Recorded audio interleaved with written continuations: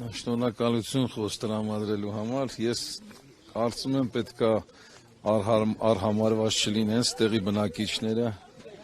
որովհետև նրանք էլ են արժանի լավ կյանքի,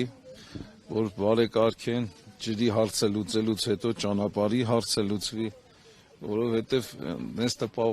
տպավորությունը ոնց որ լքված թաղամաս լինի։ Բայց քաղաքին բավականին Այո, ցանկալի կլինի հասկանանք այս ընթացքը ում կարող ենք դիմել, ինչպես կարող է ամեն ինչը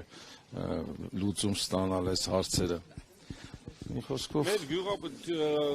գյուղապետարանը դե արդեն խոշորացման տակ ենք ընկել առաջվա գյուղապետ ոչ մի բան չի կարանի, բնական է, այդ ռեսուրսները այնտեղ մանկապարտեզ են կառուցել, ճանապարհներ են վերանորոգել, ամբողջ հանրապետությունով մեկ ճանապարհներ են կառուցվում, մենք դա տեսնում ենք, չենք քաղաքականացնում, բայց տեսնում ենք, չենք էլ ժխտում։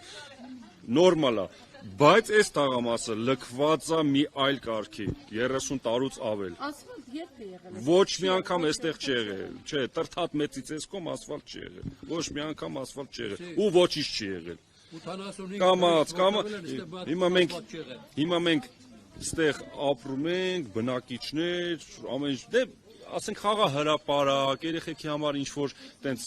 զբաղմունքի տենց բաներից չենք խոսում, դա ֆանտաստիկայի ժանրից է իհարկե, բայց գոնե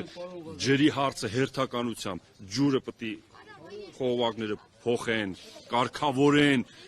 չափիչները, ջրաչափները դուրս են հանում, ոնց են անում, որից հետո արդեն ասֆալտապատեն։ Ես ուզում եմ հասկանամ, իրան հարգող մարդը մի անգամ վերադասներից ինչ-որ մեկը փորձի էլի իր մեքենայով իր կնոջ հետ, երեխայի հետ, հյուրի հետ մի անգամ գաս էս պտտվի գնա, հասկանամ ինքը ոնց է իրան զգալու։ Ոնց էլի, ոնց կարող այս թվին, այս դարում մարդ այս ճանապարհներով մեքենան միջև գոտկատեղը մտնում է ջրի մեջ։